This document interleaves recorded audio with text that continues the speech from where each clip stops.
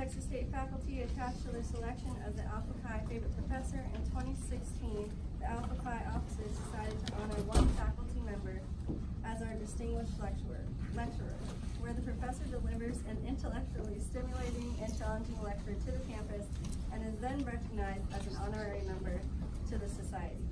Past distinguished lecturers include Donald Olson of the Physics Department, Alberto Giordano from the Geography Department, Jimmy McWilliams from the Department of History. This year, I am delighted to introduce our distinguished lecturer, Dr. Oleg Komogortsev.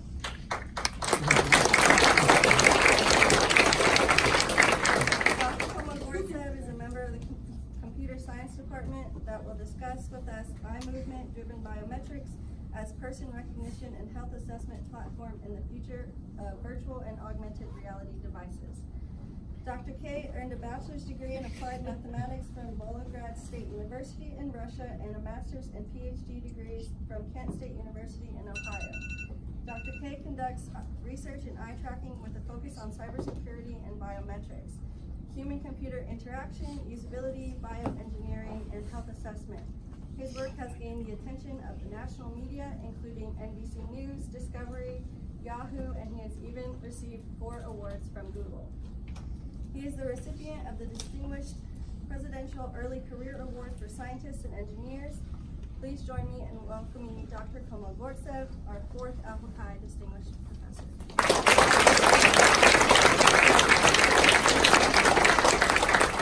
Thank you very much for welcoming me, guys. So I think we will have to be really quiet because there is no microphone, so I have to speak, I guess, louder than usual.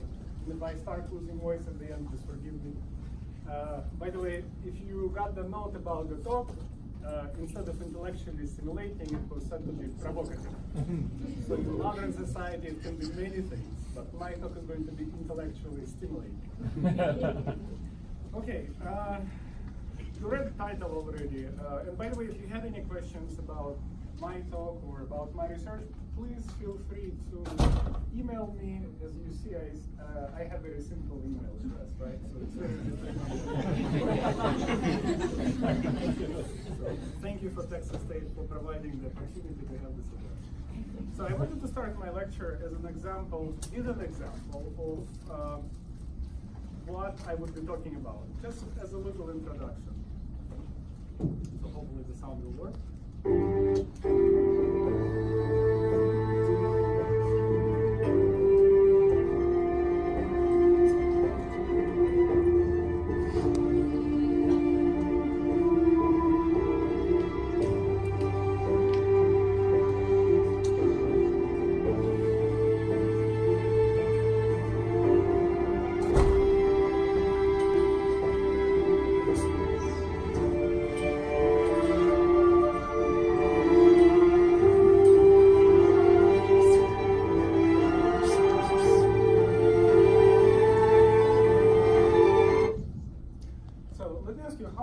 Saw this video before?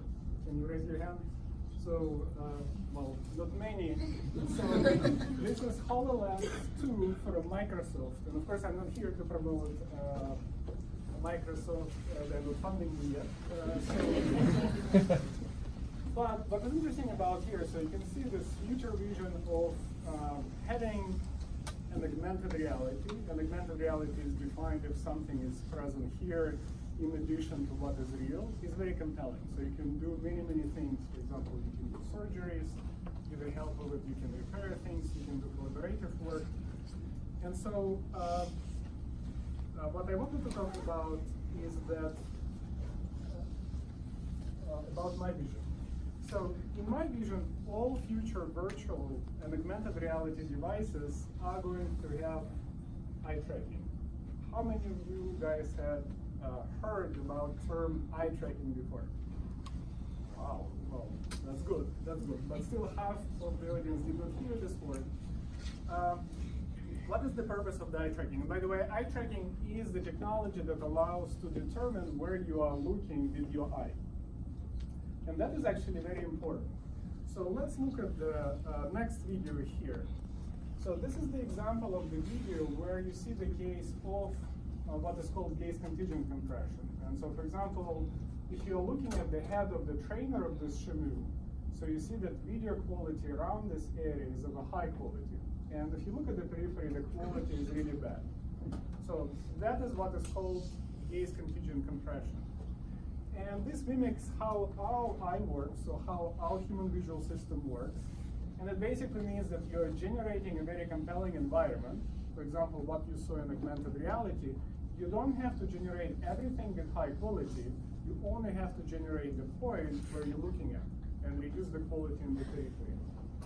This way, you can reduce computational burden by, let's say, 10 times, which is very significant because then you can move to the realm of wireless devices.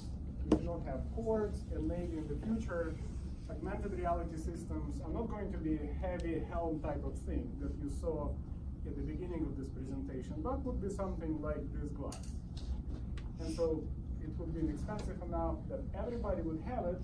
And again, I will talk about why it is important and what exactly you would be able to achieve with this type of system. So for you guys to understand what we will be talking about, I need to define some simple things for you. So first, I would like to define what eye movements are. As a person, you're experiencing different eye movement types, and we'll start with a very simple one. So this eye movement is called an eye fixation. So right now, please look at number 1. So when you're looking at number 1, your brain is sending high quality, your eye is sending high quality information to the brain. And this is the point, let's say, if you're looking at, you don't see well in the periphery. And you can test yourself pretty easily. Let's say, if you're concentrating on number 1, and hold your eye there, but shift your attention to the periphery, you see that your periphery is very blurred. You actually cannot distinguish anything in your periphery. So this eye movement called a fixation, and the second eye movement is called a saccade. So for us to experience it, could you please look back at number 1,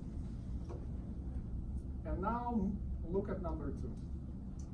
So if you're paying attention, you would be able to experience a very rapid rotation of your eye. So this is a saccade, and saccades are fastest movements in the human body. So they reach 700 degrees per second. For example, if you move a whole circle, how many degrees is that? 360, right? So you can move with your eyes sort of, twice around. This is how fast they are. And if they are so fast, it means your vision is blurred. And for the brain, there is no point in taking the information during a saccade, and so you're blind. So basically, if you walk around, your vision consists of fixating, you're fixating around and moving the eyes with a saccade. And the brain actually gives you a picture that everything is very stable, but this is already brain assembles all this information. The third eye movement is called smooth pursuit, and this is something when you're following a target, and then so you can keep high quality details and send this from this target. Okay, next I would like to define the research ecosystem that I'm developing. And by the way, sort of like a little motivational speech, which is true. So I started going to applied mathematics, and my reason to go to applied mathematics, so my parents would buy me a computer. For what purposes? To play computer games. And so this is what I cared about at the beginning of the computer games. And, when I was in college, I played quite a few hours per day. But then when I started doing my master's and PhD, I started asking very fundamental questions about how this works. And I think when you start asking those fundamental questions, what important thing happens to you is that the quality of your life increases. And that is not an obvious statement, because basically if you start asking the questions and think about answers on those deep questions, then fidelity of life or dimensions in life, the number of those dimensions suddenly increase, and your perception of life becomes much richer. So I encourage everyone to ask those questions if you can, and go into advanced degree. I think it's very well worth it. So now I'd like to talk about my research ecosystem. And so the research ecosystem is something, if you have an idea, you are trying to develop. So an ecosystem is something that you are trying to grow and what impacts multiple areas. And I'll start with eye tracking, where here I have basically my lab does research on the core sensor design and algorithms. And this research is sponsored by Google. You've heard there are 4 awards from Google. I also do eye movement classification. If I record the signal, I'm able to record those, identify those fixation and saccades. This is funded by National Science Foundation and National Institute of Standards. And eye movement prediction. Eye movement prediction is very important for this foveated rendering example, because your rendering is seen and the eye is moving so fast with the saccade that by the time you land with your eye, basically the point of eye quality can move somewhere else. And so you have to have very good eye movement prediction algorithms. So, and this part of my ecosystem starts developing other systems. And in this case, HCI stands for human-computer interaction. And so here we have the case of eye-based interaction. And by the way, that is the reason why in HoloLens you have eye tracking. So you can interact with the segmented reality by moving your eyes. And in some ways, it is more helpful. In some ways, it's easier to interact with a mouse. Also foveated rendering, the example of which I already gave you. And usability. So for example, if you, as a computer scientist, designing interfaces, you can say which interface is more usable by analyzing how the eyes move on this interface. So the next topic is cybersecurity, and that would be a big part of my talk, concentrating on cybersecurity. And for this topic specifically, I received the Presidential Award from President Barack Obama for scientific achievements in this area. We will talk a little bit about bioengineering, hopefully in a very entertaining way, and also about health assessment. And the last is interdisciplinary research, because if you know eye tracking, you know quite a lot about the brain. Actually, ophthalmologists say that the eye is the brain. So 90% of our brain are involved in perceiving the information, in directing eye movements. And that's why, if you actually have a device that records your eye, you will be able to know quite a lot of information about what is happening to the human. Of course, from the privacy perspective, it's a kind of a challenge to keep it for the good purposes, but basically this capability is there. And there are many, many good things you can do with this, and we will talk about it. Basically, with the health assessment, you can do so much if you know what is happening in a person's brain. And for many people, it is critical and can improve life quality quite a bit. So let's start with the cybersecurity. So this part of my ecosystem. So, and specifically in cybersecurity, I work in the domain of biometrics. I hope you guys know what biometrics is, but basically it's a science that studies how to give access to a person to the system without this person remembering passwords or carrying something such as an access card, but basically giving access to a person based on what this person is. So how many of you use a biometric system? So usually if you have a phone that has Face ID or fingerprint, that's already a biometric system. However, there are many challenges with the systems like this, and so one of them I'm going to show to you.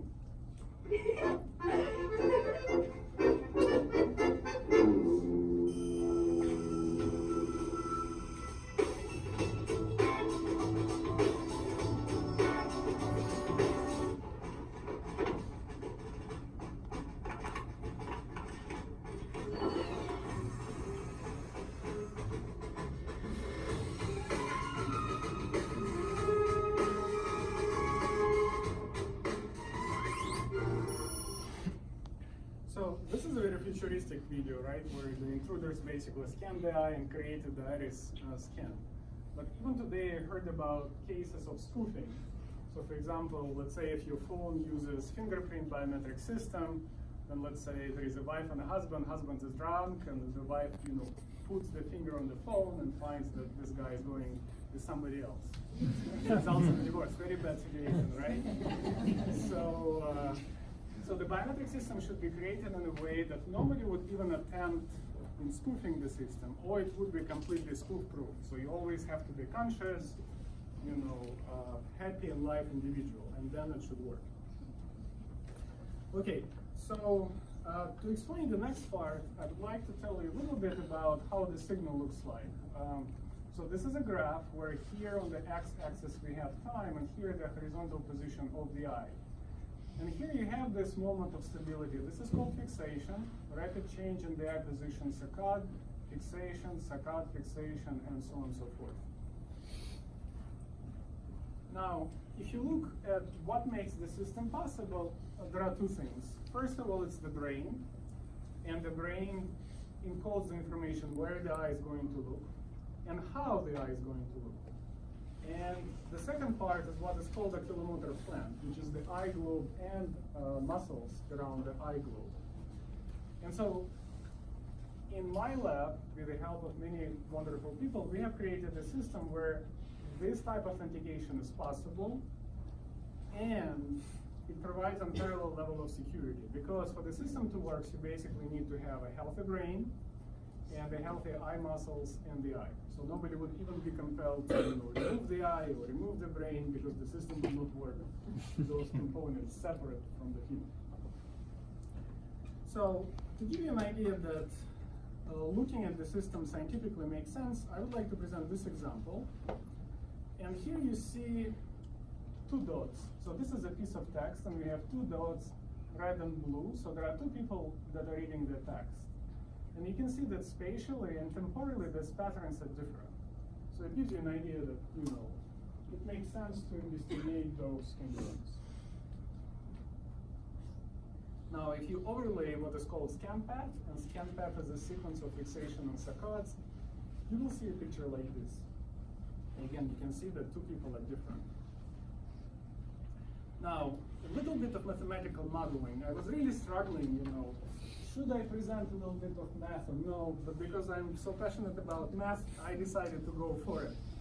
But if you guys fall asleep during this part of the lecture, I would completely understand and would not hold any grudge against you.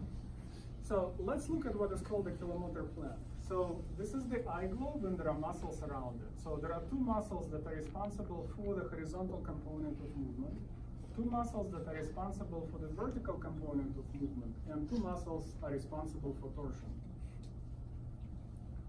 Okay, so my goal is to create a mathematical model that would model the system. What is the purpose? Because if I have a mathematical model, I can reverse engineer this model and to extract the parameters of this model. And then use this information maybe for person recognition. So this is the part of the talk where you look at me and not at the slides, so I can get your sort of undivided attention. So in my hand, I have a human muscle. So human muscle is a very interesting thing. There are, by the way, different types of the human muscle. So I'm presenting the one that is in our eyes. So basically, if the muscle is not innervated, it acts as a rubber band. So basically, you stretch it, it pulls back. So it's just a normal rubber band. Now, interesting things start occurring when the brain sends, when the neurons send an electrical signal to innervate the muscle. And so you can represent the signal like the sound that I'm going to make. So the sound is like this. I'm in a fixation state, bum, bum, bum, bum, bum. I decided to move to a new fixation state with a saccade. Now, suddenly I have bum, bum, bum, bum, bum, bum, bum. Again, bum, bum, bum, bum. I'm in a new fixation state. So interesting things start to occur here. And basically what we have is called length-tension relationship. When you look at the muscle fibers, they look like fingers of my hand. So basically when the muscle is expanded, there is little overlap between the fibers. And so the amount of force that muscle is able to generate is less than a certain maximum. Same thing with the muscle when it's shortened. Then the muscle fibers are very tight with each other. and then the electrical signal cannot penetrate the center of the muscle. So that way the amount of force generated is less than certain maximum. So again, that is called length-tension relationship. Now, the next relationship is called force-velocity relationship. I don't know if this door has dampers, but basically, force-velocity relationship is where how fast you are extending the muscle or shortening the muscle affects the amount of maximum force that the muscle is able to generate. And so that is also an interesting phenomenon that is modeled by a component, which I think we might have on the door, might not, but basically it's a damping component. And one more thing that we have to model is tendons. Again, if this is my fibers, the palms of my hands are my tendons, and then we have to model them in some way. So I hope I explained some phenomena to you, not in a very confusing way. Additional things that we have to model is eye glow, inertia, and some viscous properties, meaning some static issues around the eye. Okay, so here I'm going to be going very slow. So this is like a math diagram. So here, this is the neuronal signal that is sent by the brain. The muscle starts contracting. Here I have this length tension component represented by a linear spring. And all of this basically propagated through the tendon, which is also represented by just a linear spring, to the eye globe. And by the way, this system is in equilibrium, meaning the eye is not moving anywhere. Okay, so when the muscle gets bombarded by the electrical signal from neurons, so basically remember this bam, bam, bam, one more interesting component appears. And this component is basically this damping force that resists everything else. And so when the muscle basically shortens, many components inside of this muscle resist it. Okay, so that was the end of the math. So I hope I did not overdid it. Now, what the model at the end does is basically it allows to simulate the saccades, remember those quick movements of the eye, that are close to the actual ones.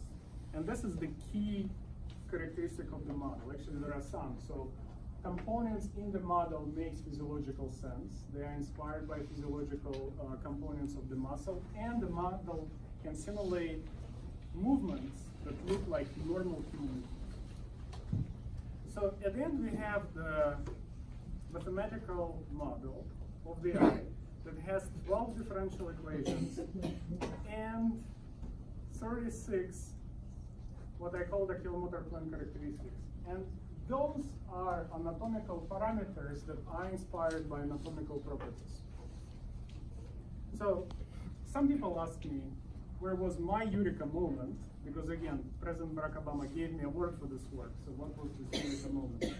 So the eureka moment was a question, because I did not build my model from scratch, but the question that I had to address was, if the model has those parameters or anatomical parameters, where the value of those parameters came from? So this is the question that I have to address. Okay, so now I'm going to show you a surgical video. And guys, those who are sensitive to this, close your eyes. You can close your eyes now. And I will tell you when to open it. So this is the case where the muscle is extracted from the eye globe by the surgeon. And by the way, this is a beneficial procedure. So this is a strabismus surgery when the muscle gets reattached to another part of the eye globe. And so basically the surgeon takes the muscle out and connects it to the measurement instrument that measures force. And we can measure force for different types of eccentricity, so points where the eye is looking. Where can we volunteer? By the way, if you're telling me, I'm talking about the biometric system, and it's the most terrible way to authenticate somebody on the biometric system, you're right. So in the lab, we had to create a method that would basically allow to reverse engineer the plant, and later on reverse engineer the brain by something that is completely non-intrusive. So here you're looking at a very happy baby, nothing is touching him. So he's completely happy. And so this is kind of a simple algorithm that we have came up with. So now we have an eye tracker, a device that records the eye. And basically, you have eye movement classification module that is able to extract those fixations and saccades. Now you have mathematical model of the eye. And so your goal is to mimic the movements that are recorded in exactly the way. So they would be identical. And so you have module here that monitors the difference and optimizes those parameters of the model that are responsible for the anatomical properties. And then when the error between the recorded and simulated signal is minimum, this is when we say we have a biometric template. And so here, I don't know if you know any of those people, but they are famous in different circles. So, and then you can say they're either identification or authentication scenario, and so that's the overview of the system. So the system basically, with this method, allows you to reverse engineer how the muscles work, so you have those anatomical parameters. It doesn't mean that those parameters are absolutely accurate. Until we have their surgery, you don't know, but this is one way to reverse engineer the system. So I talked about how we extract or reverse engineer motor plans, and now I will talk a little bit about the brain. So now brain is extremely complex system. So even the leading scientists say that we know less than 1% about the brain, and we know quite a lot as scientists. So how can we reverse engineer the brain? How can we take the information from the brain and ask the question, is this information person specific? And so we look at the very simple metrics. For example, here we have, if a person is reading the text, we are looking at number of fixation or fixation duration, or the saccade amplitude, or if you look at the picture, we will look at the length and then the way how the direction is changed. Also, we can look at the differences. So let's say if these two people, we look at the differences between the way how the eyes travel. So once again, I would like to give you an example where you will see that the way how people look at things is really different. And so we use additional mathematical models that I'm not presenting here to reverse engineer how the brain allocates attention, what is happening in the brain, and so on. So this is the example. And so blue dot is one person, red dot is another person. Where does your journey end? You seek that which will bestow upon you the right to rule. The quest to reclaim a homeland and slay a dragon.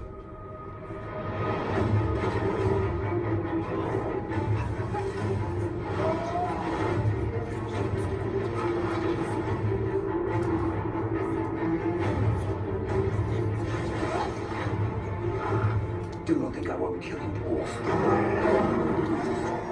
When did we allow evil to become stronger than us? It is not our fight.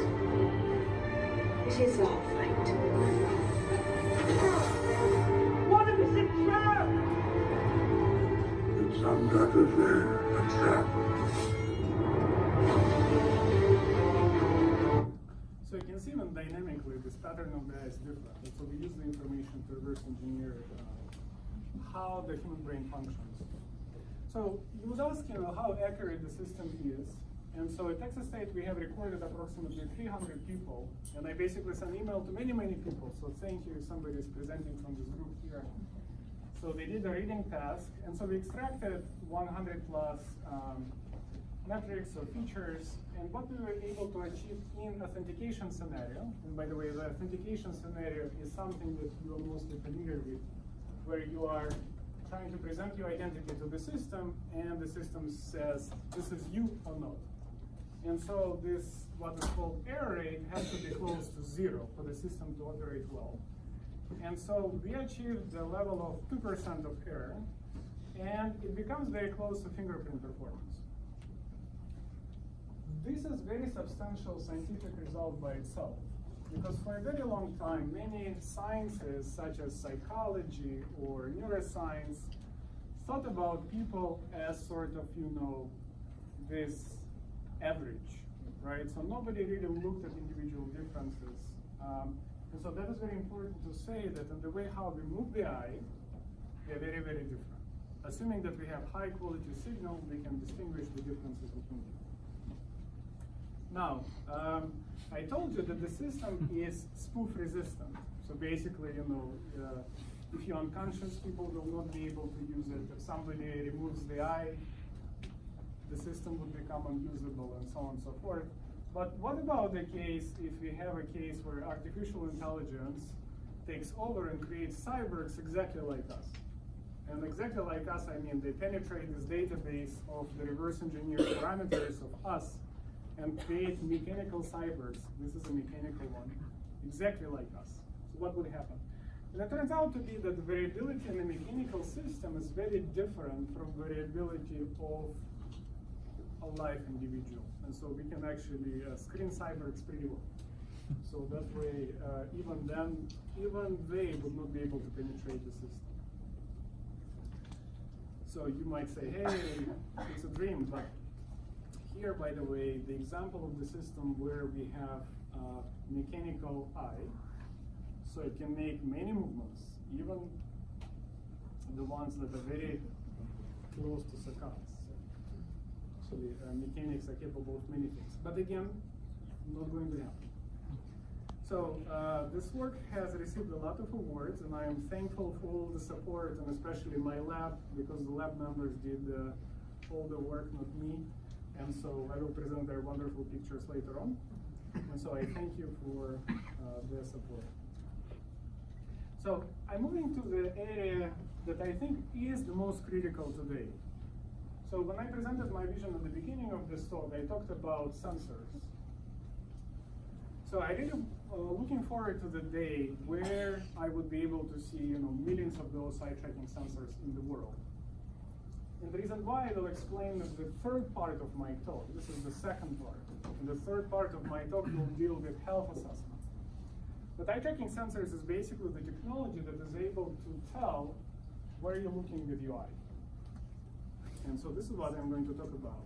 So this is this part of my ecosystem.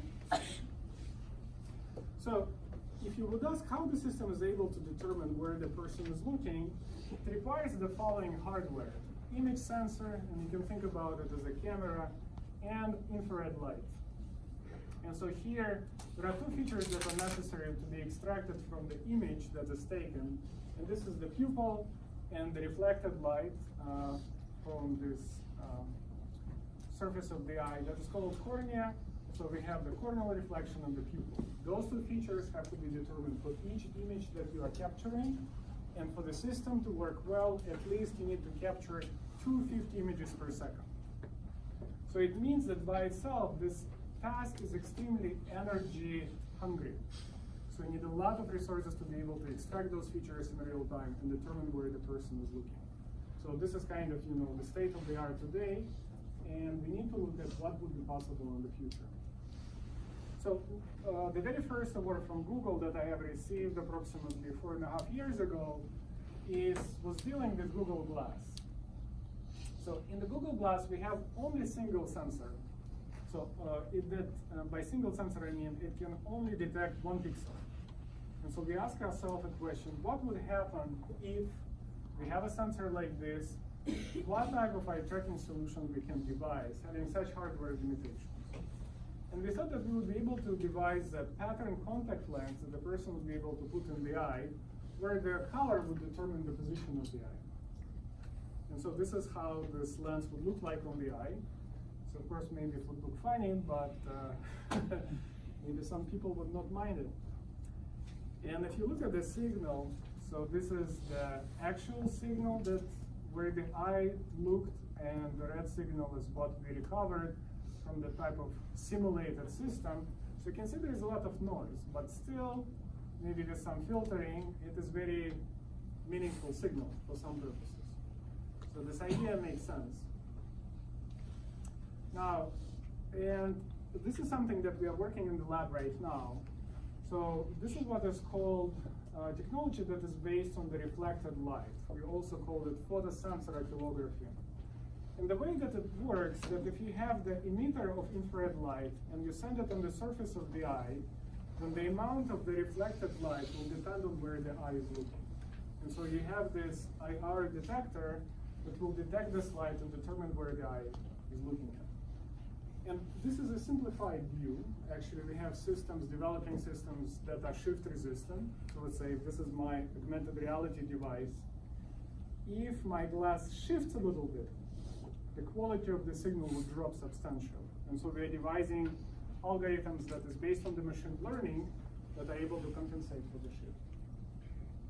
And the advantages of this technology, of course, is the fact that it's extremely lower power consumption technology. So because the only thing that we need is a few emitters and a few detectors. So it's in the order of magnitudes smaller power envelope is required for this type of technology. Okay, health assessment. Health assessment is a really big thing because many people have health problems in today's society. And as I mentioned, if 90% of the brain is the eye, and you can reverse engineer the brain function, it means you can detect the anomalies almost in real time. So you can detect if the person is fatigued and should not be driving, or if the person is stressed, or let's say, some other problems. For example, you might not believe it, but there is a very complex health condition that is called multiple sclerosis. And detecting this health condition, if you have an eye tracker, is trivial in certain cases, not in all, but in certain cases. So usually when we look at the world around us, eyes are very synchronized. So that means that they move exactly in the same way, left and right eye. But if you have a multiple sclerosis, which is a neurologically degenerative disease, your brains stop talking, certain parts of the brain stop talking to other parts of the brain. And so the eyes become desynchronized. And with eye tracker, it's very trivial to detect. But some people maybe think that, they would be doing okay in the future, but this is the time where to go to the neurologist and start treating this disease. And so that way, screening for many, many diseases such as multiple sclerosis, Parkinson, maybe even autism would become much, much easier, especially if this technology is deployed on the scale of millions of units. And so I would like to present a few other examples. So this is the part of the talk where I talk about health assessment. So another problem that we have is concussion. So a lot of people play contact sports. Concussion is extremely tough condition. My 5-year-old daughter had a concussion a few weeks ago, so it was terrible to look at. But basically, needs to be a way that is able, let's say there is a hit or an event to detect if the person has concussion or not. Otherwise, you can spend thousands of dollars going to the CT scan and things like this. And so eye tracking is one of the ways of doing it. And these are the metrics that we have explored. We explored some other metrics, but with these simple metrics that we have here, like fixation count, fixation duration, on a very small data set that we have collected, again, thanks for funding to Texas State, we have found out that we can separate people with concussion against other people. And we did an additional study. You can see here the metrics, those are normal people. So this is they are in the normal condition, and concussed people, first time they recorded, they are further away from normal, and in a little bit of time they start recovering, so they're closer. And so there is something definitely in the way how the eye operates that potentially can pick those diseases. This is another interesting study, and a very preliminary study, just as a provoking thought study. This is schizophrenia. So when we reverse engineer people with schizophrenia and extracted a parameter of the oculomotor plant that is representative of the muscle fibers, we found out that in the healthy controls and in patients, this parameter is very different. And again, the way how you reverse engineer, you have to do a very thorough job. But the fact again that you can detect many, many conditions this way. Okay, so coming back to the research ecosystem, so if you're a researcher in the future, and hopefully you guys will be, so you basically select a problem, my motivation to you, that you think is very critical. Like in my case, I feel that the world of virtual and augmented reality devices is exploding. And I'm asking myself the question, how I can impact the world in the most positive way. I actually think about my life is like investment on humanity in some sense, because I have, final amount of base to the death, because, what can I do? And so health assessment makes a lot of sense, because you really can improve people's life in a very dramatical way. And so this is one of the motivational factors for me. So for example, if you look at the way how the industry is growing, if you look at many things like solar power or sensors for autonomous driving, the future for virtual reality to affect many, many people is very bright. So you can see that this delta between what is the impact of this area today and in the future is huge. And so that way, from this perspective, it also makes sense to work in this market, because you are impacting a very large ecosystem.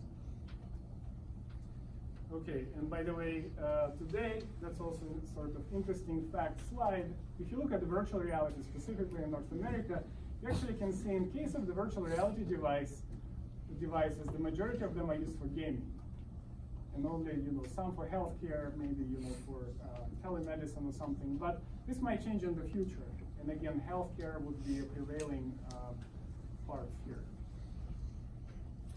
So I would like to thank my funding sources here in Texas State University primary, because it's interesting.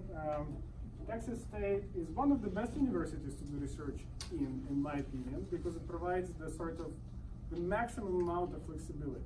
And it's extremely, extremely supportive if you have bright ideas and you want to do something different. So this institution has to be commended on this achievement. Okay, and of course, as again, at this stage, I'm not the one who is doing the work, but my team is presented here. Dr. Lee Friedman did a lot of work, and so there are also my students and postdocs with new people coming. And so they should be thanked for the huge amount of work they are doing. So, okay, so I'm going to stop here. If you guys have questions, I'll be very happy to take them. If not, I can present even more stuff. So, up to you.